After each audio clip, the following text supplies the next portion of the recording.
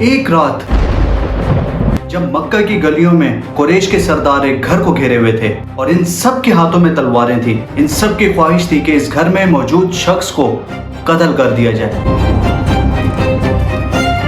وہ شخص جسے یہ قتل کرنا چاہتے تھے وہ میرے اور آپ کے نبی محمد صلی اللہ علیہ وسلم تھے۔ لیکن اس رات آپ صلی اللہ علیہ وسلم گھر پر موجود نہیں تھے، اور آپ صلی اللہ علیہ وسلم نے اس بستر پر جس شخص کو لٹایا، چوتھے خلیفہ اول حضرت علی کرم اللہ وجہ الکریم،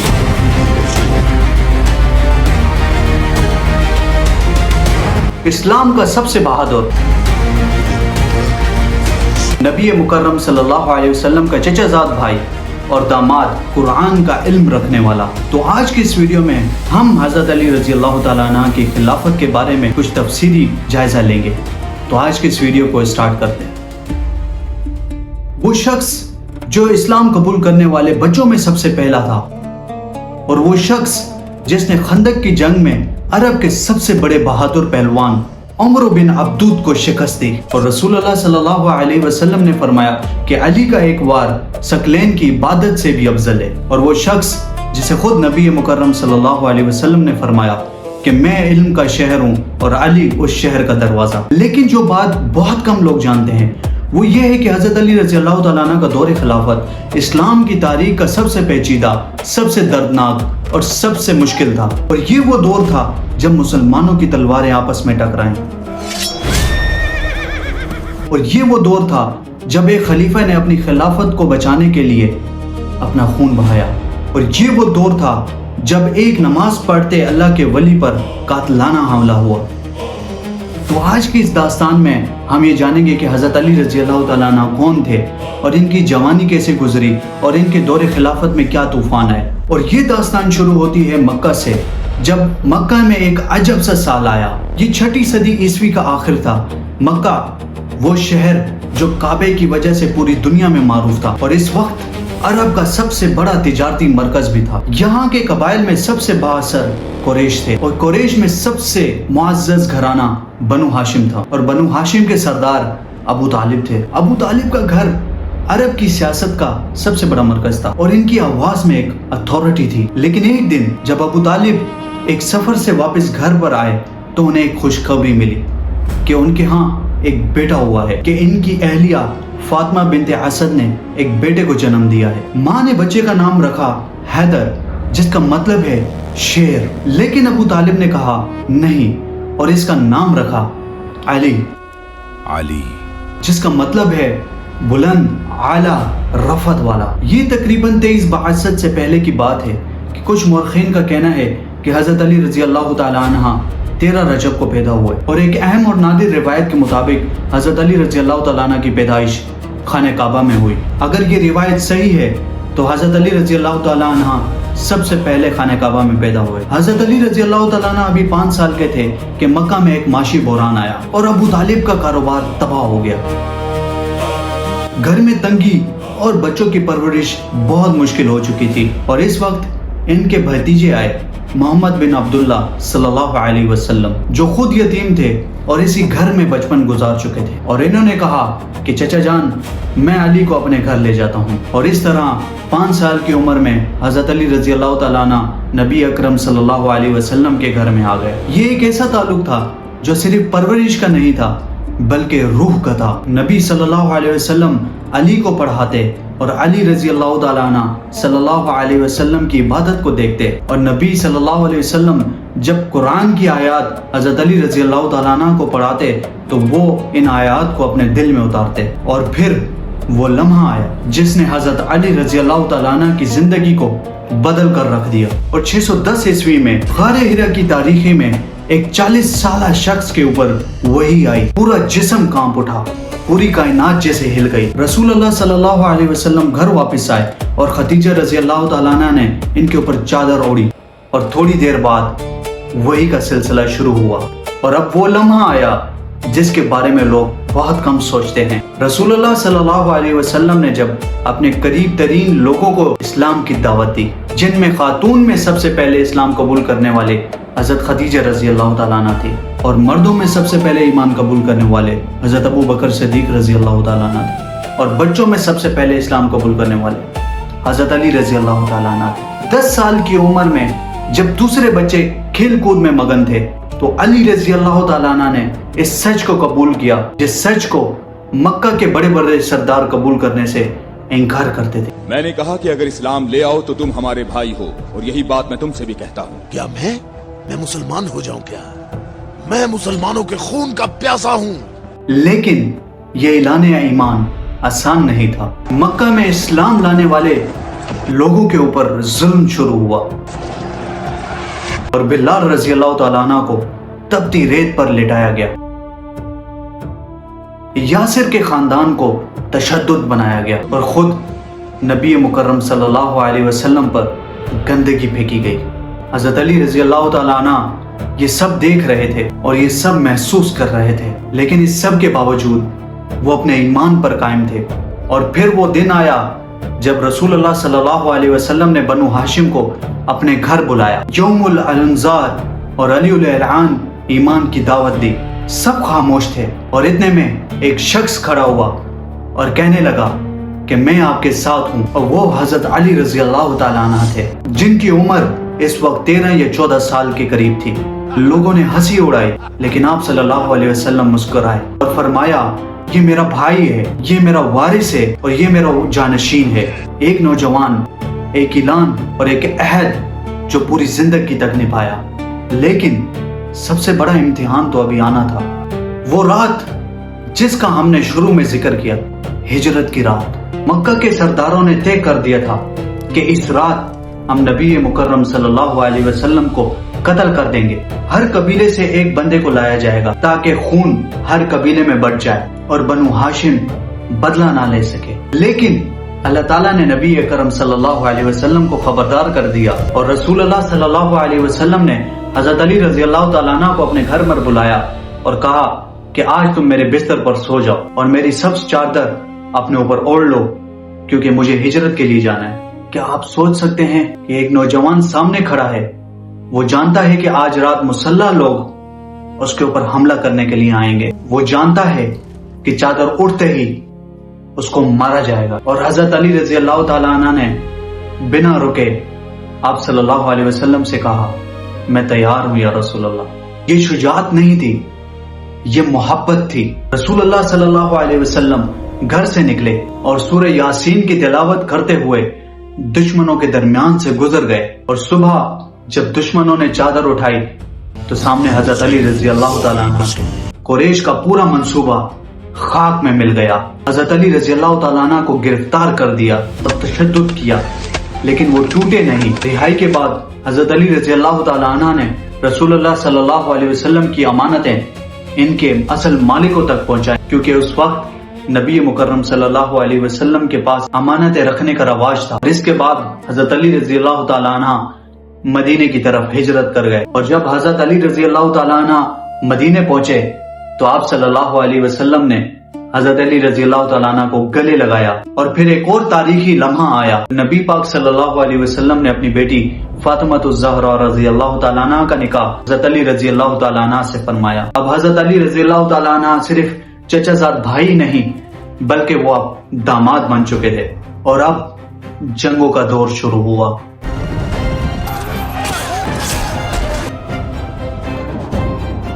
جنگ بدر میں حضرت علی رضی اللہ تعالیٰ عنہ نے اپنی بہادری کا لوہا منوایا۔ جنگ احد میں جب بہت سے صحابہ میدان سے پیچھے ہٹ گئے تو حضرت علی رضی اللہ تعالیٰ عنہ رسول اللہ صلی اللہ علیہ وسلم کے ساتھ ڈٹے رہے۔ لیکن وہ لمحہ جس نے حضرت علی رضی اللہ تعالیٰ عنہ کو افسانوی بنا دیا، وہ جنگ خندق تھا۔ عرب کا سب سے بڑا جنگجو عمر بن عبدود خندق پار کر کے سامنے کھڑا تھا، 1000 لشکر کے برابر سمجھا جاتا تھا، اور خندق پار کرنے کے بعد اس نے للکارا ہے کوئی جو مجھ سے مقابلہ کر سکے؟ اے محمد، کیا تم میں کوئی مرد نہیں ہے؟ کوئی ہے جو جنت میں جانے کی خواہش رکھتا ہو؟ تینوں بار سوال کیا، کیا تم لوگوں میں کوئی ہے جو اس کافر کی زبان بند کرے؟ اور تینوں بار حضرت علی رضی اللہ تعالیٰ عنہ نے کھڑے ہو کر جواب دیا کہ میں تجھ سے مقابلہ کروں گا۔ علی، اور نبی مکرم صلی اللہ علیہ وسلم نے تیسری بار حضرت علی رضی اللہ تعالیٰ عنہ کو اجازت دی اور وہ مقابلہ ہوا جو عرب کی تاریخ میں لکھا گیا، اور حضرت علی رضی اللہ تعالیٰ عنہ نے عمر بن عبدود کو اپنی ذوالفقار کی ضرب سے جہنم رسید کیا۔ رسول اللہ صلی اللہ علیہ وسلم نے فرمایا کہ علی کا یہ حملہ میری امت کی روز قیامت تک کی عبادت سے بھاری ہے۔ کیا آپ جانتے ہیں کہ جنگ خیبر میں بھی ایک ایسا واقعہ آیا، حضرت علی رضی اللہ تعالیٰ عنہ کی عظمت کا سب سے بڑا اعلان بنا۔ سن 7 ہجری خیبر کا قلعہ یہودیوں کا مضبوط ترین قلعہ جو مدینے کے قریب تھا اور جس سے مسلمانوں کو مسلسل خطرہ لاحق تھا، تو رسول اللہ صلی اللہ علیہ وسلم خیبر فتح کرنے کے لیے نکلے، لیکن قلعہ بند ہو گیا، حملے ناکام ہوئے اور صحابہ کرام تھک چکے تھے۔ تب ایک رات رسول اللہ صلی اللہ علیہ وسلم نے ایک تاریخی اعلان کیا، کل میں ایک ایسے شخص کو جھنڈا دوں گا جو اللہ اور اس کے رسول صلی اللہ علیہ وسلم سے محبت کرتا ہے، اور اللہ اور اس کے رسول صلی اللہ علیہ وسلم بھی اس سے محبت کرتے ہیں، اور اللہ اس کے ہاتھوں میں فتح عطا فرمائے گا۔ اصحابہ کرام رضی اللہ تعالیٰ عنہ کا کیا حال تھا، سب سوچ میں گوچار تھے کہ یہ کل جھنڈا کس کو ملے گا، کیا مجھے ملے گا کہ کس کو ملے گا۔ صبح ہوئی لیکن ایک مسئلہ تھا، حضرت علی رضی اللہ تعالیٰ عنہ اس وقت ایک آنکھوں کی بیماری میں مبتلا ہو گئے جن میں انہیں شدید تکلیف تھی، آنکھیں اتنی سجی ہوئی تھیں کہ وہ دیکھ بھی نہیں سکتے تھے۔ تو رسول اللہ صلی اللہ علیہ وسلم نے حضرت علی رضی اللہ تعالیٰ عنہ کو اپنے پاس بلایا اور اپنا لعاب دہن ان کی آنکھوں پہ لگایا، اور یقین جانیں ان کی آنکھیں ایک لمحے میں ٹھیک ہو گئی۔ پھر رسول اللہ صلی اللہ علیہ وسلم نے یہ جھنڈا حضرت علی رضی اللہ تعالیٰ عنہ کے ہاتھوں میں پکڑایا، اور پھر حضرت علی رضی اللہ تعالیٰ عنہ یہ جھنڈا لے کر آگے بڑھے اور خیبر کو فتح کیا۔ اس فتح کے بعد مدینہ میں آپ صلی اللہ علیہ وسلم کے ساتھ بہت اہم لمحات پیش آئے۔ واقعی مباہلہ، جب نجران کے عیسائیوں کے وفد کے ساتھ مباہلہ کا وقت آیا اور قرآن میں حکم نازل ہوا، اپنے بیٹوں کو لاؤ، اپنی عورتوں کو لاؤ اور اپنی جانوں کو لاؤ۔ تو رسول اللہ صلی اللہ علیہ وسلم علی، فاطمہ، حسن اور حسین رضی اللہ تعالیٰ عنہ کو لائے۔ عیسائیوں نے جب یہ چہرے دیکھے تو انہوں نے مباہلہ کرنے سے انکار کر دیا۔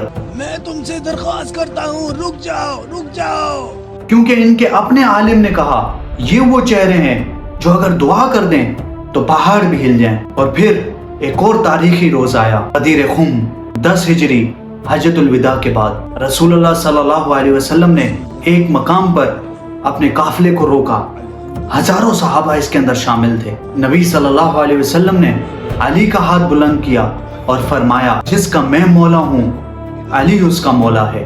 اور پھر حضرت محمد مصطفیٰ صلی اللہ علیہ وسلم اس دنیا سے تشریف لے گئے اور تاریخ کا ایک نیا باب کھلا۔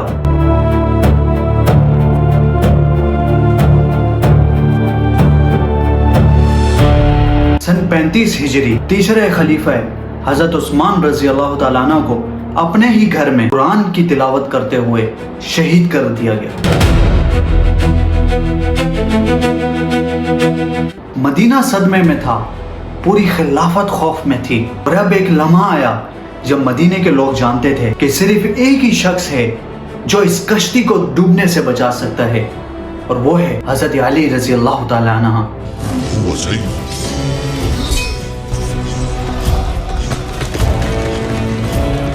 اور مدینے کے لوگ جب حضرت علی رضی اللہ تعالیٰ عنہ کے پاس آئے اور حضرت علی رضی اللہ تعالیٰ عنہ سے کہا کہ آپ اس کشتی کو ڈوبنے سے بچا سکتے ہیں، تو حضرت علی رضی اللہ تعالیٰ عنہ نے کہا میری خلافت اس طرح خاموشی سے نہیں ہوگی، جاؤ مدینے میں سب کو جمع کرو۔ حضرت علی رضی اللہ تعالیٰ عنہ مسجد نبوی میں آئے اور ممبر رسول صلی اللہ علیہ وسلم پر کھڑے ہوئے، وہی ممبر جس پر ابو بکر، عمر، عثمان بھی کھڑے ہوئے تھے، اور تمام مسلمانوں نے بیعت کی چوتھے خلیفہ راشد حضرت علی رضی اللہ تعالی عنہ کی۔ لیکن یہ خلافت کسی اور خلافت جیسی نہیں تھی۔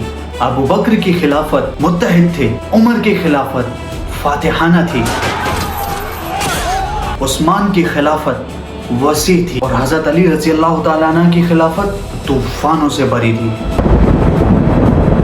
وقت آتا ہے جنگ جمل، حضرت عائشہ رضی اللہ تعالی عنہ، حضرت طلحہ رضی اللہ تعالی عنہ اور حضرت زبیر رضی اللہ تعالی عنہ، یہ وہ نام ہیں جن کی محبت ہر مسلمان کے دل میں ہے، لیکن تاریخ کی ستم ظرفی دیکھ، یہی لوگ ایک اجتہادی اختلاف میں حضرت علی رضی اللہ تعالیٰ عنہ کے سامنے آ کھڑے ہوئے۔ حضرت علی رضی اللہ تعالیٰ عنہ نے بار بار مذاکرات کرنے کی کوشش کی، وہ نہیں چاہتے تھے کہ مسلمان آپس میں ٹکرائیں۔ حضرت علی رضی اللہ تعالیٰ عنہ نے قرآن بھجوایا اور پیغام بھیجا کہ ہم بھائی بھائی ہیں، تو یہ خون کیسا بہانا؟ لیکن فتنہ پرستوں نے دونوں طرف آگ لگا دی، جنگ شروع ہو گئی اور حضرت علی رضی اللہ تعالیٰ عنہ نے فتح پائی، اور وہ لمحہ آیا جو ان کی عظمت کا سب سے بڑا اعلان تھا۔ اور حضرت علی رضی اللہ تعالیٰ عنہ نے کسی بھی قیدی کو قتل نہیں کیا اور کسی کا مال نہیں لوٹا، اور حضرت عائشہ رضی اللہ تعالیٰ عنہ کو مکمل حفاظت کے ساتھ مدینہ واپس بھیجا۔ اور پھر جنگ صفین اسٹارٹ ہوئی۔ حضرت معاویہ جو اس وقت شام کے گورنر تھے، اور انہوں نے حضرت عثمان رضی اللہ تعالیٰ عنہ کے قصاص کا مطالبہ کیا۔ For the blood of Uthman. یہ بھی وہ اجتہادی اختلاف تھا جو امت مسلمہ کے لیے تکلیف دہ کا باعث بنا۔ اور پھر صفین میں جب لڑائی عروج پر تھی، فتح قریب تھی، قرآن نیزوں پر اٹھائے گئے اور جنگ بدر ہوئی۔ حضرت علی رضی اللہ تعالیٰ عنہ جانتے تھے کہ یہ چال ہے، لیکن ان کے اپنے لشکر نے ثالثی قبول کرنے پر مجبور کیا، اور اس فیصلے نے ایک نیا فتنہ جنم دیا۔ وہ لوگ جو پہلے حضرت علی رضی اللہ تعالیٰ عنہ کے ساتھ تھے، اب وہ ان کے خلاف ہو گئے، اور حضرت علی رضی اللہ تعالیٰ عنہ نے ان کے ساتھ بھی صبر کا معاملہ اختیار کیا، انہیں سمجھایا، انہیں قرآن سے دلیلیں دی، اور پھر وہ رات آئی، وہ رات جس نے اسلامی تاریخ کو ہلا کر رکھ دیا۔ 18 یا 19 رمضان المبارک 40 ہجری، حضرت علی رضی اللہ تعالیٰ عنہ فجر کی نماز کے لیے مسجد کوفہ جا رہے تھے۔ ابن ملجم جو خوارج میں سے تھا، اور ابن ملجم نے زہر میں بجھی ہوئی تلوار حضرت علی رضی اللہ تعالیٰ عنہ کے سر پر وار کیا، اور حضرت علی رضی اللہ تعالیٰ عنہ نے فرمایا، فزت رب الکعبہ، فزت ورب الكعبہ، کعبے کی رب کی قسم میں کامیاب ہو گیا۔ کعبہ کے رب کی قسم میں کامیاب ہو گیا۔ ایک شخص جس کی پوری زندگی جنگ، تکلیف اور فتنوں میں گزری، اور وہ شخص موت کے لمحے میں بھی کامیابی کا اعلان کر رہا تھا، کیونکہ وہ جانتے تھے کہ یہ راستہ اللہ کی رضا کا راستہ ہے۔ 2 دن بعد 21 رمضان المبارک کو حضرت علی رضی اللہ تعالیٰ عنہ اس دنیا سے تشریف لے گئے۔ وہ جسم جو کبھی خندق کی جنگ میں دشمنوں کو للکارتا، اور وہ جسم جو ہجرت کی رات بے خوف نبی مکرم صلی اللہ علیہ وسلم کے بستر پر لیٹا تھا، اور وہ جسم جو کعبے کے پاس پیدا ہوا، آج وہ مٹی میں مل گیا۔ انا للہ و انا الیہ راجعون۔ حضرت علی رضی اللہ تعالیٰ عنہ کی زندگی کو اگر ایک جملے میں بیان کیا جائے، یہ وہ شخص تھا جس نے زندگی کی ہر آزمائش میں صرف اللہ کو چنا۔ وہ 10 سال کا بچہ جس نے اسلام قبول کیا جب عرب کے بڑے بڑے حکمران، سردار انکار کر رہے تھے۔ وہ نوجوان تھا جب اس نے موت کو گلے لگایا تاکہ نبی صلی اللہ علیہ وسلم محفوظ رہیں۔ وہ جنگجو تھا جس نے خیبر کو فتح کیا اور خندق میں عرب کے سب سے بڑے جنگجو کو شکست دی۔ یہ وہ خلیفہ تھا جس نے طوفانوں میں حق کا دامن تھاما اور تلواروں کے سائے میں عدل کا پرچم تھامے رکھا، اور یہ وہ شہید تھا جس کی زبان پہ آخری الفاظ تھے، فزتو، میں کامیاب ہو گیا۔ آج ہم اپنی زندگیوں میں آزمائشیں دیکھتے ہیں، اور جب حالات مشکل ہوتے ہیں، جب لوگ ساتھ چھوڑ دیتے ہیں اور راستہ تاریخی لگتا ہے، تو حضرت علی رضی اللہ تعالیٰ عنہ کی زندگی ہمارے لیے ایک سبق کا باعث، اور یہ وہ راستہ ہے جو ہمیں سکھاتا ہے کہ اللہ کا راستہ اتنا آسان نہیں ہے، لیکن یہ وہ راستہ ہے جو کامیابی تک لے جاتا ہے۔ حضرت علی رضی اللہ تعالیٰ عنہ نے اپنی پوری زندگی میں ایک چیز کو نہیں چھوڑا، اللہ اور اس کے رسول صلی اللہ علیہ وسلم سے محبت۔ اور رسول اللہ صلی اللہ علیہ وسلم نے ایک بار ارشاد فرمایا تھا، علی منی وانا منہ، کہ علی مجھ سے ہے، میں علی سے ہوں۔ اور جو شخص نبی صلی اللہ علیہ وسلم سے تھا، آج وہ شخص امر ہے۔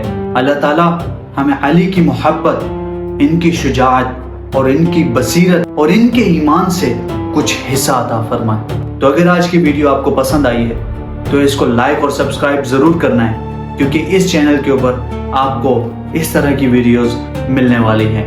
امید کرتا ہوں کہ آج کی ویڈیو آپ کو پسند آئی ہوگی۔ السلام علیکم ورحمۃ اللہ۔